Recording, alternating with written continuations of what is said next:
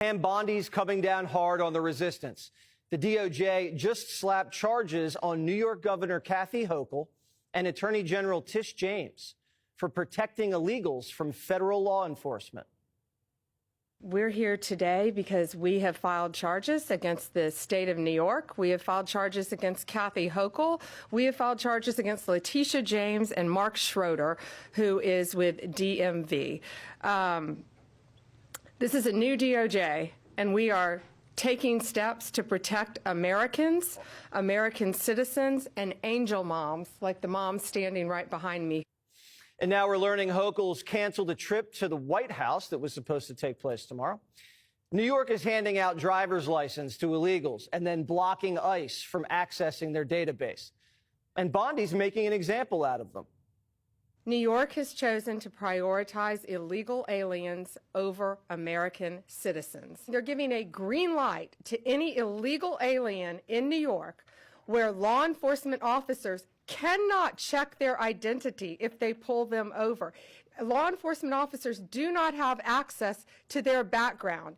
And if these great men and women pull over someone and don't have access to their background, they have no idea who they're dealing with. If you are a state not complying with federal law, you're next. Get ready. This isn't revenge. It just so happens that the people who have weaponized the government against Trump are also the ones breaking the law. And we didn't have to make up this law. This law is on the books. And relax, MSNBC. They're not trying to throw Tish James in jail or bankrupt her. This isn't a civil or even criminal case. They just want her to do her job and protect American citizens over illegal aliens. George Washington law professor and constitutional law attorney Jonathan Turley is here.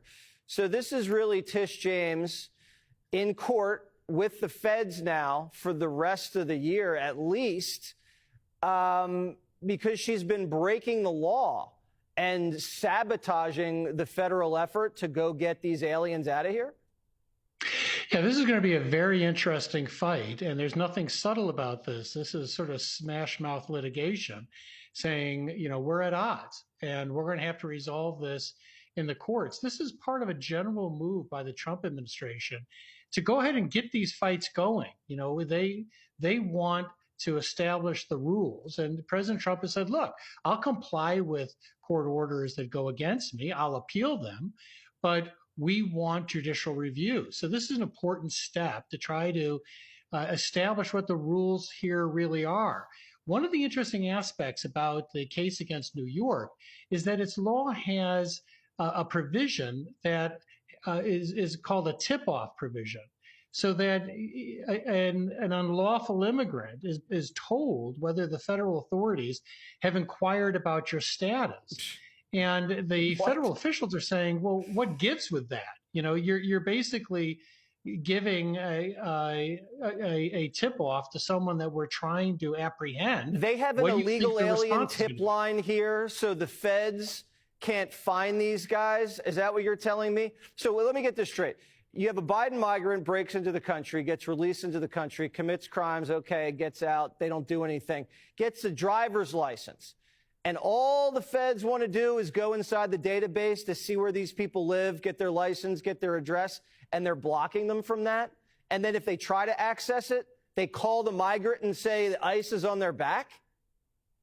Yeah, the important distinction there, Jesse, is that there's a line of cases in the Supreme Court called anti-commandeering cases. And in those cases, which rest on states' rights, the court has said, look, you can't require the state to carry out federal functions and federal policies. But that tip-off provision is an active effort that works against federal enforcement. And that may make that provision distinct in the eyes of the court. So all of this has got to shake out in the courts. But at the same time, it's important for Congress to focus on grants and funding of cities and states. There's no reason, in my view, why the federal government has to give grants to jurisdictions that are actively undermining federal efforts. And that will also have to be litigated.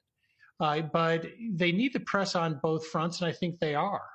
All right. Well, it's interesting to see Tish James on her heels.